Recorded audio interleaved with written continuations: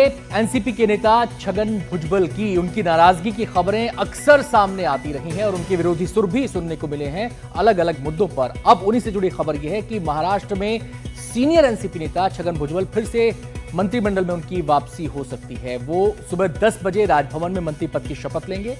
77 साल के छगन भुजबल नासिक जिले की येवला सीट से विधायक हैं और महाराष्ट्र की राजनीति में ओबीसी समुदाय के बड़े चेहरे के तौर पर पहचान रखते हैं। वो महाराष्ट्र के पूर्व कैबिनेट मंत्री और डिप्टी सीएम भी रह चुके हैं।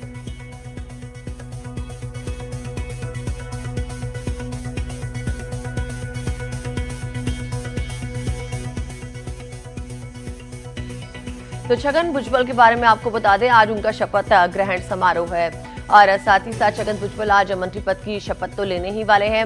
साथ ही उनके बारे में ग्राफिक्स के जरिए हम आपको कुछ बातें समझाने की कोशिश करेंगे। बता दें आपको, नासिक के येवला सीट से छगन भुजबल विधायक हैं और साथ ही ओबीसी समुदाय के प्रभावशाली नेता माने जाते हैं छगन भुजबल। इसके अलावा अगर उनके सियासी करियर की बात करें तो महाराष्ट्र के डिप्टी सीएम वो रह चुके हैं। शिवसेना के साथ उनके सियासी करियर की शुरुआत हुई थी। महाराष्ट्र में कई बार मंत्री पद भी उन्हें मिला है और साथ ही शिवसेना के साथ उन्होंने अपने करियर की शुरुआत की थी।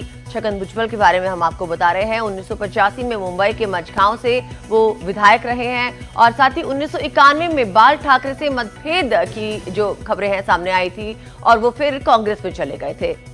आपको बताएं 1999 में शरद पवार के साथ वो एनसीपी में आ गए क्योंकि कांग्रेस से टूट के ही एनसीपी का गठन हुआ था। फिर वो एनसीपी का उन्होंने रुख किया। 2023 में अजित पवार के साथ आ गए, यानी कि एनसीपी में जब टूट हुई तो वो अजित पवार के खेमे के साथ आ गए। तो ये उनका पूरा एक सियासी ग्राफ है जो उनका सियासी सफर रहा है। उसकी मोटी मोटी बातें हमने आपको बता दी हैं। सीधे हम रुख करेंगे, हमारे सहयोगी अभिषेक हमारे साथ जुड़ गए हैं और जानकारी देने के लिए।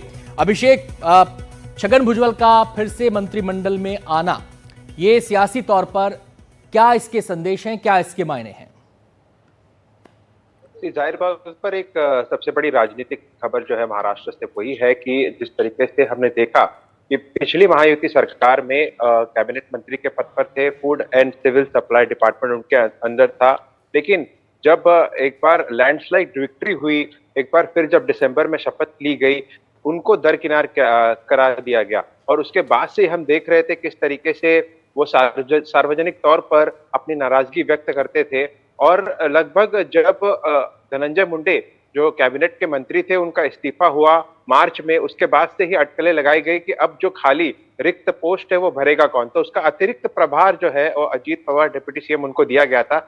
लेकिन इसके ऊपर चर्चा लगातार चल रही थी और जो सूत्र हमें बता रहे हैं कि Chhagan Bhujbal direct chief minister Devendra Fadnavis के साथ सिफारिश करते हुए नजर आ रहे थे और उनके थ्रू अजीत पवार पर भी एक प्रेशर बन रहा था। और कहीं ना कहीं जो पब्लिक प्लेटफॉर्म पे नाराजगी दिख रही थी वो एनसीपी पार्टी के लिए भी अच्छी नहीं थी और सही समय अब आ गया है क्योंकि आप देखते हैं सुप्रीम कोर्ट के ऑर्डर के बाद अब स्थानीय निकाय के चुनाव होने वाले हैं और उसके मद्देनजर एक बड़ा ओबीसी चेहरा, बड़ा ओबीसी नेता और कहीं ना कहीं ओबीसी वोटों को साधने के लिए जो उत्तर महाराष्ट्र की अगर बात करें और मराठवाड़ा रीजन की बात करें जहां पर ओबीसी समुदाय भारी मात्रा में है, तो इस तरीके की रणनीति के तहत उनको वापस कैबिनेट में लाया जा रहा है। और जिस तरीके से हमने देखा है जब वो मंत्री रहते हुए भी ओबीसी के लिए किस तरीके से ओबीसी वर्सेस मराठा जो आंदोलन चला उसमें सरकार के खिलाफ भी उन्होंने कई रैलियां ली और रुख रखा। तो एक बड़े नेता के तौर पर उन्हें देखा जाता है, ओबीसी समुदाय से वो आते हैं और कहीं ना कहीं महायुति इसी का ही फायदा उठाएगी